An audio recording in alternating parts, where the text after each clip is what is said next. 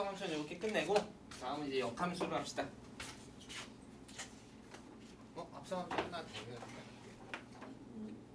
네, 이거는 한번 해보면서 하세요. 31번 문제인데 재밌게 한번 풀어보세요.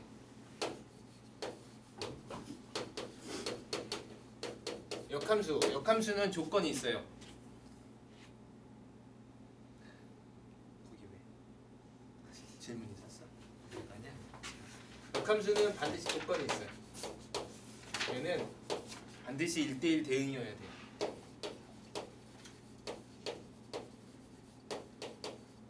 그래서 x가 y로 가는 함수에서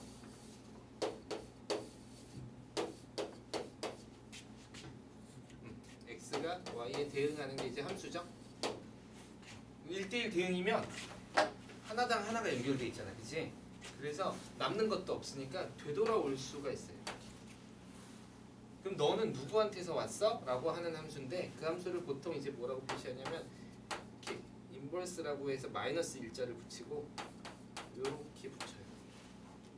이걸 이제 역함수라 그래요. 이걸 뭐라고 하냐면 fx의 역함수. f 역함수 x 이렇게 써요. 알았죠? 그럼 이 함수는 어떻게 쓰냐면 사실은 이제 여기가 y라고 쓰긴 뭐 이렇게 하죠. 여기가 조금 까다로워요. 조금 생각해 보세요. 1대1 대응일 때. 그러면 이 함수는 사실은 이런 기능을 가지고 있다. 역함수에는 누구를 집어넣냐면 y를 집어넣으면 x가 되는 함수 여기 뒤바뀌어요. 이렇게 뒤바뀌어요. 자, 예를 들어서 한번 해봅시다. 마이너스 1 이런 함수가 있어. 이런 함수가 있으면 얘의 역함수는 얘가 이제 fx라고 하면 얘가 이제 y가 되는 거잖아요. 그죠? 그럼 y를 집어넣었을 때 x가 되려면 x는 하고 풀면 돼. 이게 이제 역함수야. 그럼 자, 여기에서 해봅시다. 이렇게 풀면 x는 y 플러스 1을 2로 나누시면 되죠. 그래서 이게 이제 역함수야. 역함수는 이제 변수를 누구로 가죠? y로 가죠. 이게 이제 가장 중요한 핵심 중에 하나예요. 알았죠? 이렇게 가죠. 자, 그래서 예를 들어서 3을 대입하면, 그러니까 2를 대입하면 3이 나오죠. 그래서 f에다가 2를 대입하면 3이 나와. 그러면 이거 f 역함수에다가 3을 대입하면 누가 나오겠어? 2가 나오겠죠. 실제로 3을 대입하면 4, 2가 나오겠죠. 그렇죠? 그래서 우리가 fa를 대입해서 b가 나오면 f 역함수에 b를 대입하면 a가 됩니다. 이렇게 쓰는 거죠. 그렇죠? 그럼 근데 만약에 이런 거지. 새로운 함수 h를 뒀어. 이거는 이제 뭐 x제곱이야. 그럼 x제곱인데 x제곱은 누구를 집어넣어? x값을 집어넣는 거지. 그래서 이렇게 생겼어. 이렇게 생겼어. 근데 얘를 같이 그리려고 그래. 역함수 어떻게 그려야 될까? 여기가 y인데 여기 대입해야 되는 건 x인데, 그쵸? 얘랑 비교할 수가 없게 되죠. 그래서 이제 우리가 무슨 방법을 택하냐면 x랑 y랑 자리를 바꿔. 그래서 요 함수를 그냥 이 다른 함수랑 만약에 표시하기 위해서는 요 함수를 이제 어떻게 쓸 거냐면 f 역함수 x는 y야 이렇게 쓰는 거죠. x랑 y랑 자리가 바뀌었어요. 그리고 이걸 새로운 함수 뭐 gx라고 합시다. 그럼 gx는 fx의 역함수가 되는 거예요. 그쵸? 그러면 이제 여기다가 y는 2분의 x 플러스 1이니까 이건 2분의 1 x, 2분의 1이니까 이거 2분의 1 지나고 2분 이렇게 함수가 그려진다. 그릴 수 있죠. 이제 드디어 이렇게 해서 그려 나가는 거예요. 근데 이 그리다 보니까 이제 이런 생각을 할 수 있죠. 결국 2x-1은 이렇게 생긴 함수인데 x랑 y랑 자리를 바꿨다는 건 대칭 이동을 했다는 거예요. 그럼 대칭 이동은 x랑 y랑 자리를 바꾼 대칭 이동은 y는 x라는 직선에 대해서 대칭 이동을 시키면 돼요. 그러니까 어떻게 그려지냐면 이걸 써야겠지. 이렇게 2분의 1 이렇게 그렸어요. 이해됐어요? 그래서 이렇게 오 만나고 여기 대칭이 돼요. 함수가 되면 얘가 이제 드디어 역함수 x가 이렇게 되는 거죠. 그래서 이게 함수 fx를 역함수를 구한다는 건 y는 x에 대해서 대칭했다라고 보셔도 됩니다. 그런데 선생님은 이제 그렇게 안 가르치죠. 그래서 일반적으로 1차 함수는 역함수를 구하는 게 어렵지가 않아요. 근데 2차 함수, 3차 함수 경우에도 이제 1대1 대응이 있는데 구하기가 쉽지 않아요. 그리고 2차 함수는 1대1 대응이 아니야. x제곱 1대1 대응이 아니죠. 1대1 대응이 아니에요. 그래서 역함수를 구하는 방법에서 이제 얘를 1대1 대응으로 만들려면 일단 정의역을 이렇게 바꿔주는 거예요. 그럼 fx라는 fx라는 함수가 x제곱이고 x는 0보다 크거나 같으면 1대1 대응이 돼요. 그럼 역함수를 구하는 방법. 은 어떤 걸 먼저 해도 상관없어요. x랑 y랑 자리를 바꾸고 그 다음에 y에 대해서 푸시면 돼요. 그래서 x랑 y랑 자리 바꾸면 x는 y제곱이 되고 그렇죠? 그래서 y는 루트 x. 그래서 우리가 무리 함수를 배울 거예요. 요 함수는 그러니까 x제곱의 무슨 함수야? 역함수예요. 그래서 x제곱이 이렇게 생겼는데 역함수를 그리면 이렇게 그려져요. 이게 루트 x가 그려지는 모양이에요. 알겠죠? 근데 세제곱만 되더라도 구하기가 굉장히 까다로워서. 그래서 역함수를 구한다. 이런 게 사실 쉽지가 않아. 그래서 이제 여러분이 봐야 될 게 뭐냐면, 자 여기서 집중합시다. 역함수가 나오면 역함수의 이 x 값은 실제로 누구 값이야? f 입장에서 보면 y 값이에요. y예요. 그렇죠? 왜냐면 y는 fx인데 역함수의 진짜 모양은 이거였거든. 그러니까 얘를 아무리 이렇게 바꿔 썼다 하더라도 fx 입장에서 보면 여기 들어간 x는 누가 들어온 거야 사실은? y가 들어온 거예요. y가. 그러니까 역함수에서 x는 y로 볼 줄 알아야 돼. fx의 y. 알았어요? 자 그러면 이제 여기서부터 이런 그래프가 형성이 되는 거야. 어떤 함수가 있고, 자 역함수 배울 때 조금 정확하게 해놓으시면 좋아요. 알았죠? fx가 이렇게 있어. 자 여기 a를 집어넣었더니 b가 나와. 그럼 역함수는 어떻게 보는 거냐면 y로 보는 눈을 기르세요. 알겠어요? 그럼 b를 대입하면 누가 나오겠어? a를 대입하면 b가 나왔으니까 b를 대입하면 누가 나와? a가 나오죠. 그 얘기는 그냥 이 함수를 변동 없이 여기서 보면 이렇게 보면 역함수야. 그러니까 x, y를 바꾸지 않으면 역함수는 항상 이쪽에서 보고 이쪽을 찾는. 알았어요? 그러니까 예를 들어서 이렇게 구했어.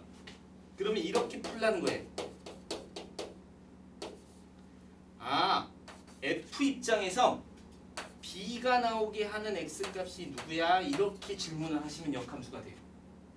알겠어요? b가 나오게 하는 x값이 누구야? 라고 fx 입장에서 보는 거야. 왜냐면 역함수는 구하는 것 자체가 사실 까다롭거든. 그러니까 역함수가 나왔다. 그러면 아무리 x, y라고 썼어도 fx 입장에서 역함수에서 b를 대입한 값을 구하세요. 그러면 fx 입장에서 b가 나오게 하는 값이 누구야? 라고 물어봅니다. 그러면 그 얘기는 바로 b가 나오게 하는 값이 누구야? 그 함수를 그대로 놓고 이렇게 보면 역함수가 그냥 형성이 돼요. 알겠죠? 이 관점으로 하나 기르셔야 돼요. 그러니까 두 가지야. 첫 번째, 그래프를 바꾸지 않고 역함수를 보는 법을 기르는 거 하나. 두 번째, 역함수에서 아무리 이렇게 써도 이 값은 fx 입장에서 누구다? y다. 이렇게 생각하는 거야. 그걸 이제 자꾸 눈을 길러 놓으시면 역함수는 그렇게 어렵지는 않아요. 아시겠죠? 그래서 되돌아가는 게 역함수예요. 별로 어렵진 않은데 그래도 까다롭죠.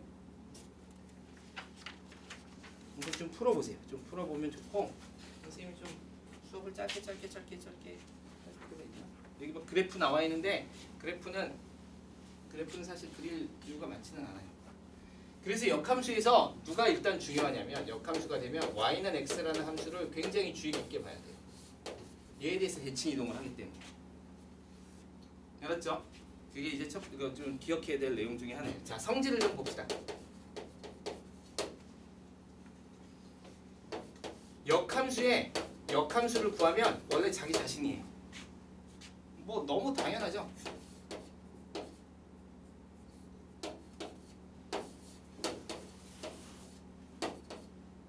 여기 A라고 하고 여기 B라고 합시다. A가 B에 대응하는 거, 그치? 그러면 이렇게 가면 함수인데 그걸 다시 되돌리면 자기 자신이 되겠죠? 그러니까 역함수의 역함수를 구하면 이 되돌아왔던 거에 다시 또 역함수. 그럼 자기 자신이 되니까 F가 돼. 그래서 여기 때문에 뭐가 나오냐면 이런 얘기가 나와요. 함수와 역함수를 합성하면 A에서 B로 갔다가 B에서 다시 누구로 오는 거야? A로 오는 거죠. 그러니까 누가 돼? 자기 자신이 되지. 그래서 항등함수라 그래. 알겠어요? 그래서 이거는 F 역함수의 F랑 똑같아요. 이게 이제 두 번째 성질이에요. 이 두 번째 성질에서 사실은 조금 눈여겨볼게. fx라는 입장에서 보면 fx는 y라는 입장에서 보면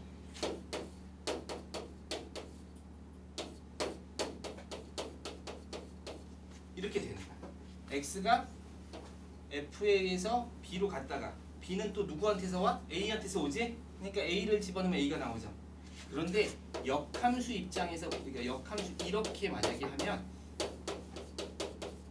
얘는 이렇게 가는 거지. 역함수에 먼저 가는 거지. 그러니까 실제로 얘는 x가 아니라 누구로 가야 돼? 얘는 y로 가야 돼. 그러니까 b가 역함수에서 a로 갔다가 함수에 의해서 다시 b로 오는 거니까 얘는 사실 fx 입장에서는 얘는 y 값이야. 근데 어쨌든 자기 자신으로 돌아오기 때문에 얘랑은 같다라고 하지. 같다라고 하는 거야.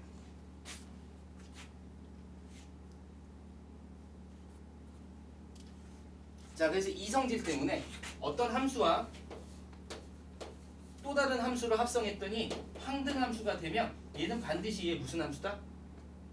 역함수만이 상수함수를, 그러니까 항등함수를 만들어낼 수 있어요. 그러니까 얘랑은 G라는 함수는 역함수예요. 이렇게 알 수 있어요. 이것도 이제 굉장히 중요한 성질 중에 하나고, 자, 그래서 이제 우린 뭘 배울 수 있냐면 이런 걸 하나 배울 수 있어요. 합성함수의 역함수는 무엇입니까? 이거는 이제 외우셔야 돼요. 합성함수의 역함수는 누구야? 라고 물어보는 거야. 이걸 이제 증명을 어떻게 하냐면 어떤 함수와 역함수로 합성하면 누가 된다고? 함수와 역함수로 합성하면 무슨 함수가 돼?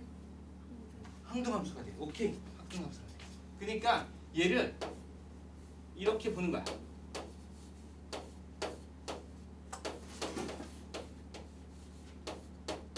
이렇게 하면 항등함수가 되겠네, 그치? 어떤 함수와 그 함수의 역함수를 합성시켰으니까. 그쵸? 그러면 이번에는 실제로 항등함수를 만들어 보자. 먼저 얘를 항등함수로 만들려면 얘 누가 합성돼야 돼? 얘, 그렇죠. G의 역함수가 합성. 그러면 이제 둘이 항등함수가 되니까 항등함수는 또 F랑 하면 이렇게까지 하면 그냥 F가 되는 거죠. F를 다시 항등함수로 만들려면 누가 또 합성돼야 돼? F의 역함수라고 합성되지. 그러면 항등함수가 되는 거죠. 그럼 자, 위의 식이랑 밑의 식은 같은 결과죠? 따라서 이 둘이 같은 거야. 알았어요? 그래서 합성함수를 역함수를 구하면 순서가 뒤바뀌는 거예요. 알겠어요? 그래서 G의 역함수와 F의 역함수의 합성입니다. 이렇게. 이 뒤바뀌는 이유가 바로 이걸 이렇게 증명을 할 수 있어요. 여기까지 질문. 잠깐 쉬었는데도 또 피곤해 보여. 번갈아 가면서 쉬라고 했더니 쉬지 않고 딴 거 하다가 수업하니까 쉬니까 졸려하고 야, 오늘 수업 분위기 너무 좋아요. 친구들이 없어서 그래요. 네, 그러네요. 또 친구가 없으면 안 되니까 친구들도 오면 아마 이 수업 분위기를 본받아서 열심히 수업을 할 거라고 생각해요. 파이팅. 화이팅!